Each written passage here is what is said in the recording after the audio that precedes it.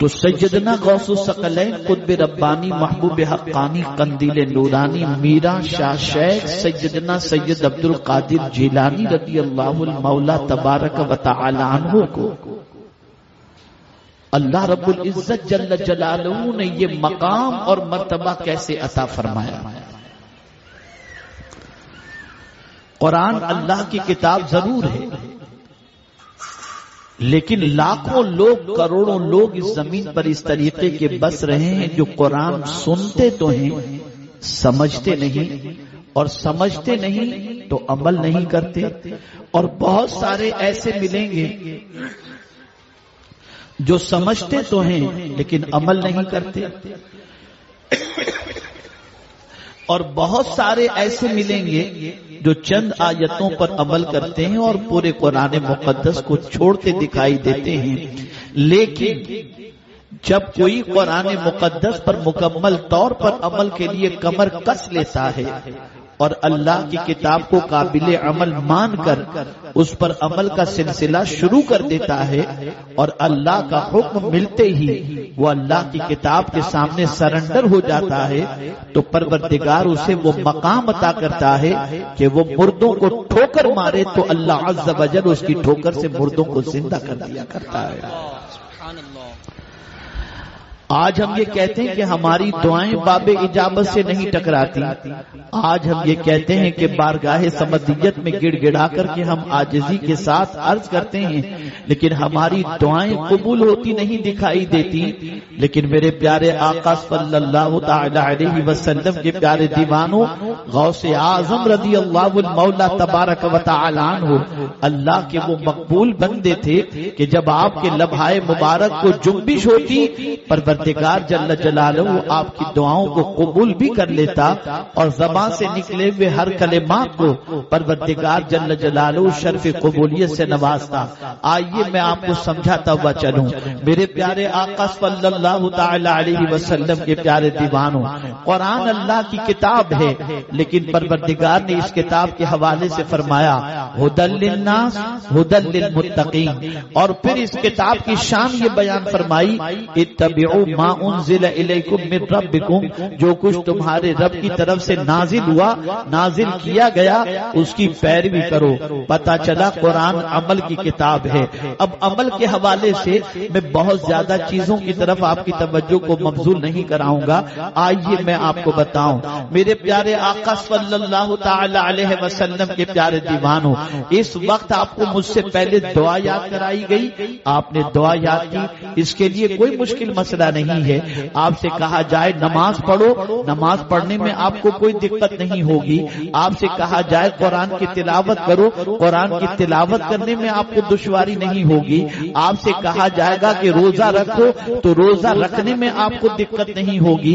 آپ سے کہا جائے کہ درود شریف پڑھو تو درود شریف پڑھنے میں آپ کے نفس کو دقت نہیں ہوگی۔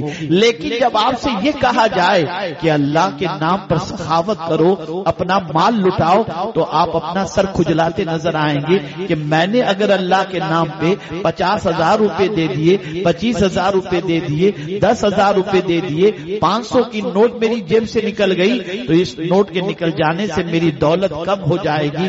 اللہ اکبر، مال نکالنا بہت مشکل ہے، سخاوت کرنا بہت مشکل ہے، اور اللہ کے نام پہ لٹانا بہت مشکل ہے۔ اسی لیے قرآن مقدس میں رب قدیر نے ارشاد فرمایا الشیطان یعدکم الفقر وَيَأْمُرُكُمْ بِالْفَحْشَاءِ، شیطان فقر کا اندیشہ دلاتا ہے اور برائیوں کا حکم دیتا ہے۔ اللہ اکبر، جب کبھی آپ کی طبیعت چاہے گی کہ میں اللہ کے نام پہ کچھ خرچ کروں، شیطان فوراً وسوسہ پیدا کرے گا، تیری دولت کم ہو جائے گی، تیرا پیسہ کم ہو جائے گا۔ لیکن وہی انسان جب کبھی اپنی شادی کے خرچ کے لیے رقم نکالنے کی بات آئے گی، تو اس وقت شیطان وسوسہ نہیں ڈالے گا کہ تیری رقم کم ہو جائے گی، بلکہ شیطان اس وقت یہ بات ذہن میں ڈالے گا کمایا کس لیے ہے، اگر اس وقت تو خرچ نہیں کرے گا تو کب خرچ کرے گا۔ اور کبھی ایسا بھی ہوتا ہے کہ انسان قرض لے کر کے شادی میں اخراجات کرتا ہے، انسان بیاج پہ لے کر کے شادی میں خرچ کرتا ہے، جھوٹی شان کے لیے، جھوٹی آن کے لیے، جھوٹا دکھاوا کرنے کے لیے انسان قرض کی دہلیز پر پہنچ جاتا ہے، اور قرض کا بوجھ اپنے سر پر لے کر انسان دولت کو لٹاتا نظر آتا ہے۔ آج اگر پوری دنیا کے اندر آپ تلاش کریں تو انسان کے پاس 5 لاکھ ہوں گے تو ہو سکتا ہے وہ 500 روپیہ دے دے، لیکن آپ کو ایسے کم ملیں گے جن کے پاس کچھ بھی نہ ہو اور وہ قرض لے کر اللہ کے بندوں پر لٹاتے ہوں۔ اللہ اللہ، اے رسول گرامی وقار صلی اللہ تعالی علیہ وسلم کے دیوانوں، یہ بات اچھی طریقے سے یاد رکھیں، سخی سے اللہ بھی محبت کرتا ہے اور بندے بھی محبت کرتے ہیں، اور بخیل سے اللہ بھی نفرت کرتا ہے اور بندے بھی نفرت کرتے ہیں۔ اسی لیے جب پروردگار جل جلالہ نے اپنی کتاب کے اندر فرمایا ھدی للمتقین، یہ متقیوں کے لیے ہدایت کی کتاب ہے، تو متقیوں کی صفات قرآن نے بیان کی، الذین یؤمنون بالغیب ویقیمون الصلاۃ ومما رزقناہم ینفقون۔ متقین کون ہیں؟ تو قرآن کہتا ہے جو غیب پر ایمان رکھتے ہیں، نماز قائم کرتے ہیں، اور ہماری دی ہوئی روزی کو ہمارے نام پر خرچ کرتے ہیں۔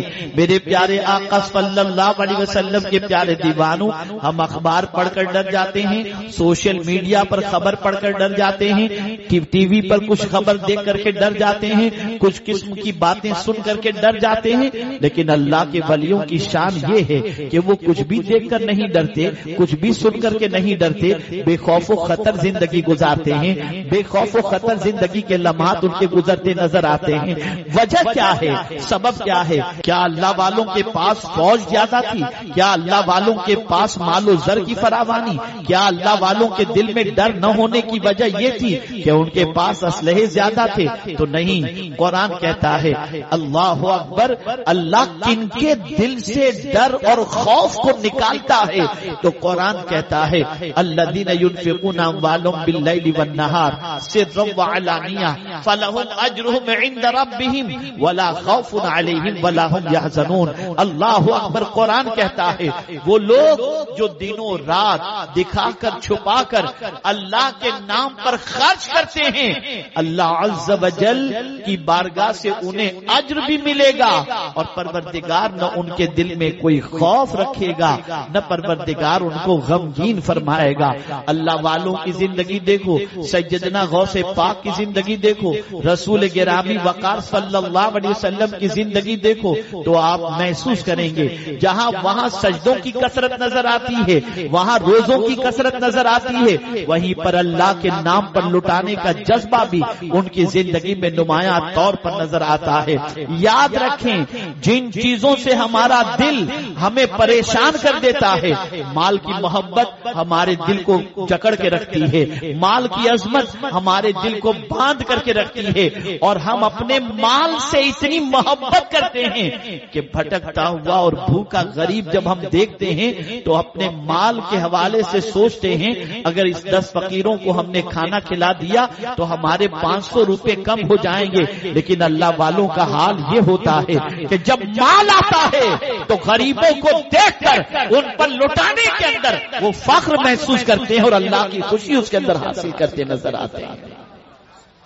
اللہ کے ولیوں کے دل میں خوف اس لیے نہیں ہے کہ وہ مال لٹاتے ہیں، اللہ کے ولیوں کے دل میں غم اس کے لیے نہیں ہے کہ انہیں اللہ کے بندوں سے محبت ہے۔ آپ ذرا دیکھیں سیدنا غوث پاک رضی اللہ تعالیٰ عنہ کی حیات طیبہ اور خود رسول اعظم صلی اللہ علیہ وسلم کی زندگی پاک کو دیکھیں تو آپ کو پتا چلے گا کہ پیغمبر رحمت صلی اللہ علیہ وسلم کے ماننے والے پیغمبر رحمت صلی اللہ علیہ وسلم کی اداؤں پر کس طریقے سے مر مٹنے کے لیے تیار ہیں. سیدنا غوث پاک رضی اللہ تعالیٰ عنہ نے حضور صلی اللہ علیہ وسلم کو دیکھا کہ رحمت عالم نور مجسم صلی اللہ تعالیٰ علیہ وسلم کبھی کسی سوالی کو خالی ہاتھ نہیں لوٹاتے. مانگنے والا آتا، اگر حضور صلی اللہ علیہ وسلم کے پاس کچھ موجود ہوتا تو رحمت عالم صلی اللہ علیہ وسلم خود پیش کر دیا کرتے. اور کبھی ایسا بھی ہوتا کہ ظاہری طور پر رحمت عالم کے پاس کچھ نہ ہوتا تو رحمت عالم صلی اللہ علیہ وسلم قرض لے کر سائل کے سوال کو پورا کر دیا کرتے. اسی کی ترجمانی امام عشق و محبت نے کی ہے. واہ کیا جود و کرم ہے شہ بطحا تیرا، نہیں سنتا ہی نہیں مانگنے والا تیرا. اللہ اکبر. ام المؤمنین حضرت عائشہ صدیقہ رضی اللہ تعالی عنہ سے کسی نے پوچھا تھا کہ یا ام المؤمنین ذرا یہ تو بتائیں کہ رسول اعظم صلی اللہ تعالی علیہ وسلم کی کون سی ادا آپ نے سب سے زیادہ اپنی زندگی میں ایسی پائی جو آپ کو سب سے زیادہ اچھی لگی؟ ارشاد فرماتی ہیں میرے آقا کی تو ہر ادا نرالی تھی، لیکن ایک ادا حضور کی بڑی پیاری تھی کہ سرکار کی زبان سے کبھی کسی کو نہ نہیں نکلا، جو آیا سب کی جھولیوں کو مصطفیٰ نے بھر دیا. آج تو عالم یہ ہے کہ لوگوں کے منہ کے لقمے کو چھینا جا رہا ہے، لوگوں کی جیب کو خالی کیا جا رہا ہے، غریبوں کا مال کھایا جا رہا ہے.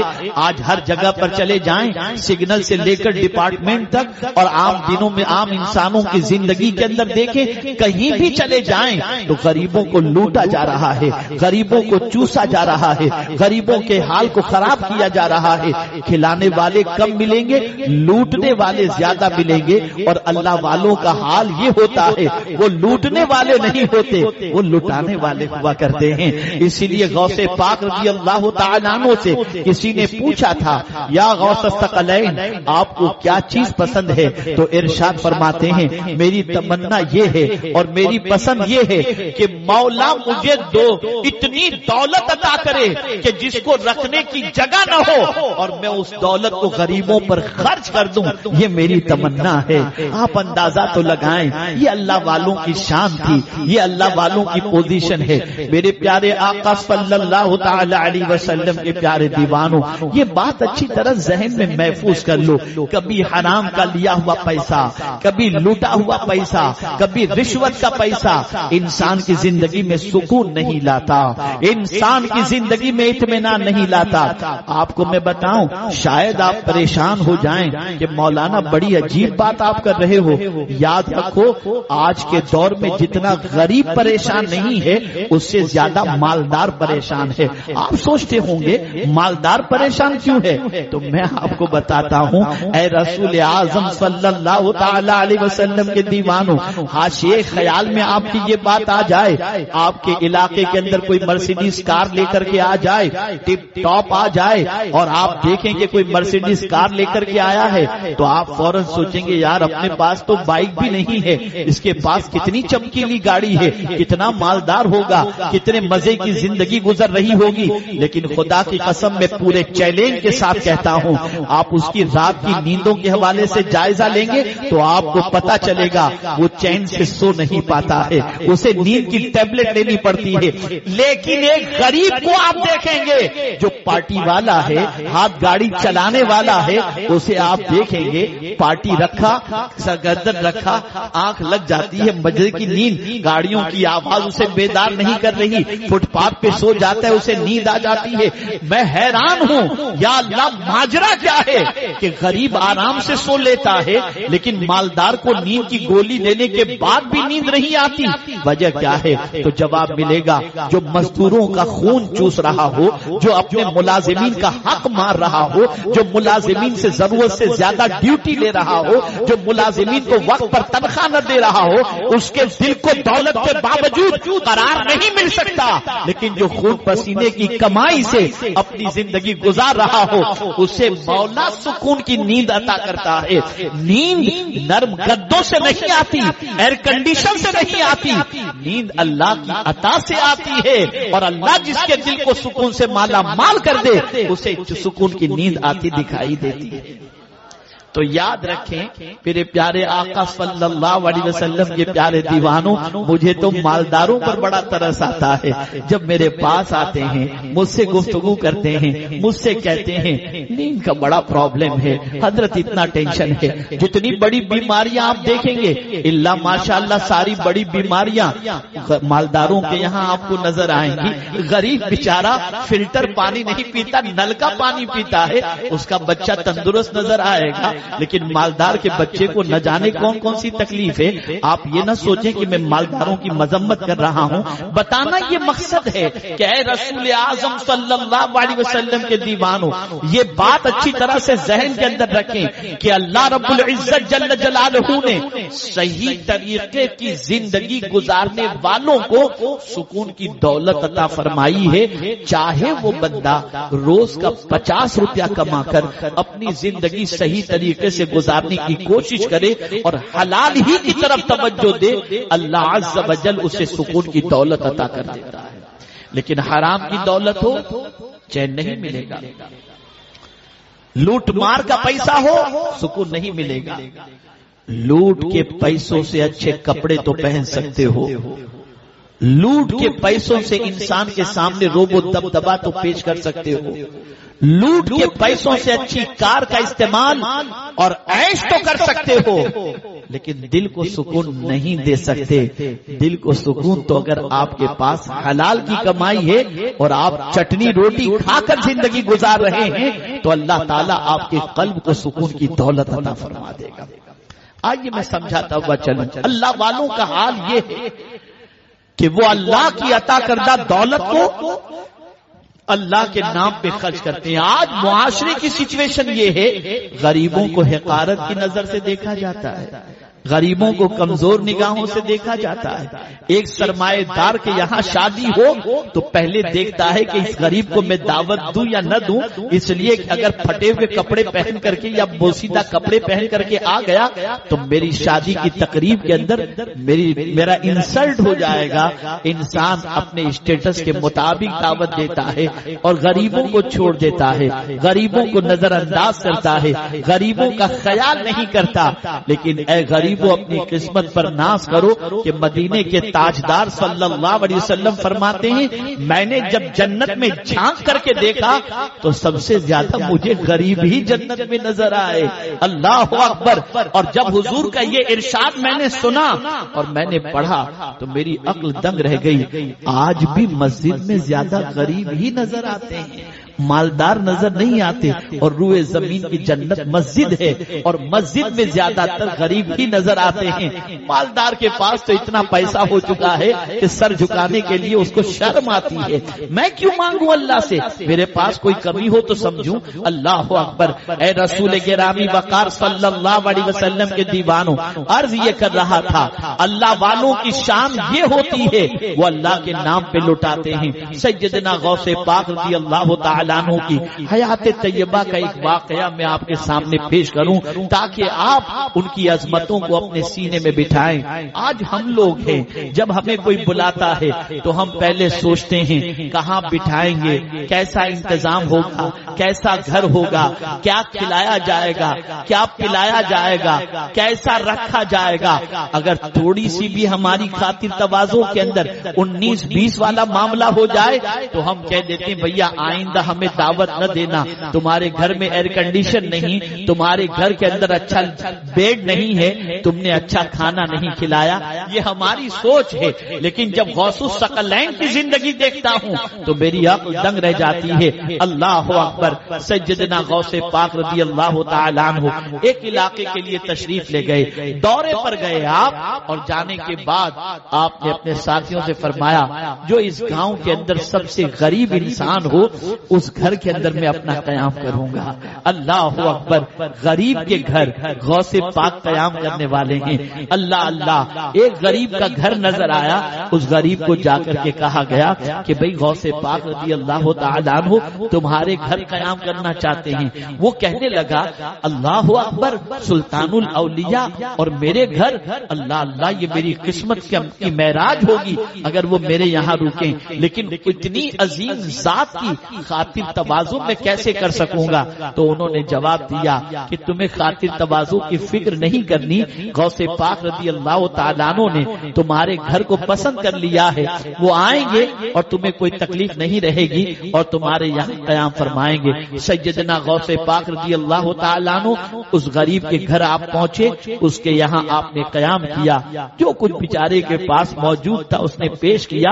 تھوڑی دیر کے بعد علاقے میں پتا چلا کہ غوث پاک آئے ہوئے ہیں، تو اس علاقے کے سرمایہ داروں سے لے کر، اس علاقے کے مالداروں سے لے کر، اس علاقے کے بڑے بڑے لوگ غوث پاک رضی اللہ تعالیٰ عنہ سے ملنے کے لیے آئے، اور جو آتا غوث پاک کی خدمت میں نظر پیش کرتا، کوئی 1000 پیش کر رہا ہے، کوئی 5000 پیش کر رہا ہے، کوئی 2000 پیش کر رہا ہے، کوئی جو ہے سونا پیش کر رہا ہے، کوئی چاندی پیش کر رہا ہے، کوئی کیا پیش کر رہا ہے، کوئی کپڑے پیش کر رہا ہے۔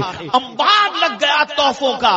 غوث پاک رضی اللہ تعالیٰ عنہ کی بارگاہ میں ایک سرمایہ دار نے عرض کیا، حضور اس گھر میں آپ قیام فرما رہے ہیں، یہاں پر لوگوں کو آنے میں دقت ہوتی ہے، آپ کے لیے بھی دقت کا مسئلہ ہے، حضرت میرا بڑا گھر ہے، آپ وہاں تشریف لائیں اور وہیں قیام فرمائیں تو حضور بہت اچھا ہوگا، سب آسانی سے مل سکیں گے۔ غوث پاک نے فرمایا نہیں، میں نے اس گھر کا انتخاب کر لیا ہے، میں یہیں رہوں گا۔ اللہ اکبر!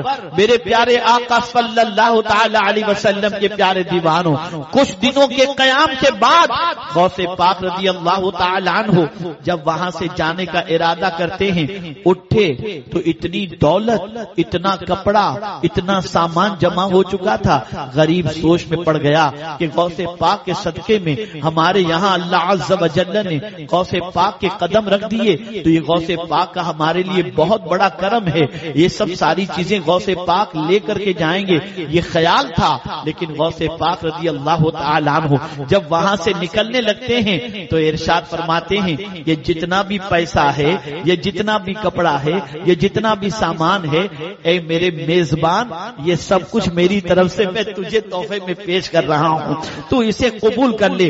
آپ جانتے ہیں ایک غریب کے گھر غوث پاک 2-3 روز قیام کر کے اس کو شہر کا سب سے بڑا مالدار بنا دیا اور اس کے گھر کو غوث پاک نے مالا مال کر دیا۔ یہ اللہ والوں کی پوزیشن ہوتی ہے۔ ایک جملے میں عرض کر دیتا ہوں، ایک جملے میں ہماری سوچ اور اللہ والوں کی سوچ کا فرق۔ ایک جملے، ہمیں مال سے محبت ہے، انہیں اعمال سے محبت۔ ہمیں مال سے محبت ہے، انہیں اعمال سے محبت ہے۔ ہم مال پر مر مٹتے ہیں، وہ اعمال پر مر مٹتے تھے۔ ہم مال کی کمی برداشت نہیں کرتے، وہ اعمال کی کمی برداشت نہیں کرتے تھے۔ ان کی زندگی میں کوئی نیکی، ہمارا حال یہ کہ 1 روپے کا فائدہ ہم نہیں چھوڑتے اور وہ ایک چھوٹی بھی نیکی چھوڑنے کے لیے تیار نہیں ہوتے۔ یہ فرق ہے سوچ کی، یہ فرق ہے اللہ والوں میں اور ہم میں۔ یوں تو بہت فرق ہے، لیکن سب سے بڑا فرق یہ ہے کہ ہم مال کی محبت میں پگھلے جا رہے ہیں اور وہ اعمال کی محبت میں، اس لیے کہ وہ جانتے ہیں کہ مال دنیا میں کام آئے گا، اعمال آخرت میں بھی کام آئیں گے اور دنیا میں بھی کام آئیں گے۔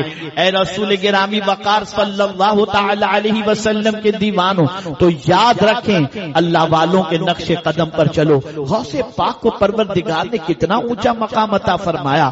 آپ کیا سمجھتے ہیں؟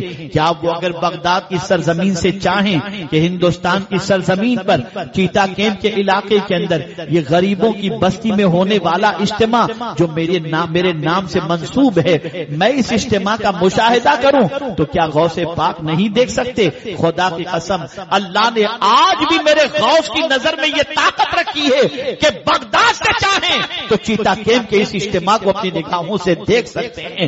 آئیے میں آپ کو بتا رہا ہوں، اللہ اکبر، غوث پاک خطاب فرما رہے ہیں، بہت بڑے زبردست انداز میں خطاب فرما رہے ہیں، اور خطاب جب فرما رہے تھے تو مجمع کے اندر ہوتا ہے کسی کی آنکھ لگ جاتی ہے۔ غوث پاک جب خطاب فرما رہے تھے، ایک بندہ جو مجمع کے اندر موجود تھا اس کی آنکھ لگ گئی۔ اللہ اللہ، اب غوث پاک کا جلال بھی تو مشہور ہے، غوث پاک پاک کا جمال بھی مشہور ہے. اللہ اللہ سیدنا غوث پاک رضی اللہ المولا تبارک و تعالی عنہ کی نظر اس بندے پر پڑی جو محفل کے اندر تھا اور بیان کے دوران اس کی آنکھ لگ گئی, وہ سو گیا تھا. اللہ اللہ غوث پاک نے اپنا بیان روکا اور بیان روک کر سیدنا غوث پاک رضی اللہ تعالیٰ عنہ نیچے اترتے ہیں اور نیچے اتر کر اس بندے کے پاس جاتے ہیں جس کی آنکھ لگی تھی, اور اس سونے والے بندے کے سامنے ہاتھ باندھ کر غوث پاک کھڑے ہو جاتے ہیں. جب اتر رہے تھے اس بندے کی طرف بڑھ رہے تھے تو لوگ یہ سوچ رہے تھے کہ اس سونے والے کی اب خیر نہیں ہے, اب غوث پاک اسے نہیں چھوڑیں گے اور جلال غوث کا یہ شکار ہو جائے گا. لیکن جب غوث پاک کو اس کے سامنے ہاتھ باندھے کھڑا دیکھا تو لوگ حیرت میں پڑ گئے, اللہ اللہ ماجرا کیا ہے. تو آپ جانتے ہیں کچھ دیر کے بعد اس کی آنکھ کھلی اور اس نے جیسے ہی دیکھا کہ غوث پاک سامنے کھڑے ہیں گھبرا گیا. غوث پاک رضی اللہ تعالیٰ عنہ مسکرائے اور مسکراتے ہوئے ارشاد فرماتے ہیں, بندے ذرا بتا آنکھ بند کر کے کیا دیکھ رہا تھا؟ اس نے کہا حضور کو دیکھ رہا تھا. غوث پاک نے فرمایا تو آنکھ بند کر کے حضور کو دیکھ رہا تھا, میں آنکھ کھلی رکھ کر مصطفیٰ کے جلوے کو دیکھ رہا تھا. آپ اندازہ لگائیں جن کی نگاہوں کو اللہ نے اتنی طاقت عطا کی ہو کہ غوث پاک رضی اللہ تعالیٰ عنہ ایک بندہ خواب میں حضور کے دیدار سے مشرف ہو رہا ہے اور جن آنکھوں سے وہ حضور کو دیکھ رہا ہے, غوث پاک اپنے ماتھے کی آنکھوں سے بیداری میں اپنے آقا صلی اللہ علیہ وسلم کے روح زیبا کی زیارت کر رہے ہیں. آج کی مائیں اپنے بچوں کو کیا بنانا چاہتی ہیں؟ کیا وجہ ہے کہ بچے ڈانسر پیدا ہو رہے ہیں؟ کیا وجہ ہے کہ بچے جھوٹ بولنے والے تیار ہو رہے ہیں؟ کیا وجہ ہے کہ بچوں کی زندگی میں سجدہ نظر نہیں آتا؟ وجہ سب سے بڑی یہ ہے کہ جب بچہ ماں کی پیٹ کے اندر پرورش پاتا ہے تو ماں سیریل دیکھ رہی ہوتی ہے, ماں ڈانس دیکھ رہی ہوتی ہے, ماں بگ باس دیکھ رہی ہوتی ہے, ماں آرٹسٹ کو دیکھ رہی ہوتی ہے, ماں دھڑکتے ہوئے بدنوں کو دیکھ رہی ہوتی ہے اور ڈانس دیکھ کر کے اپنی زندگی کے لمحات کو گزارتی ہوتی ہے. لیکن غوث پاک کی ماں اتنی عظمت والی تھی, جب غوث پاک اپنی ماں کے شکم میں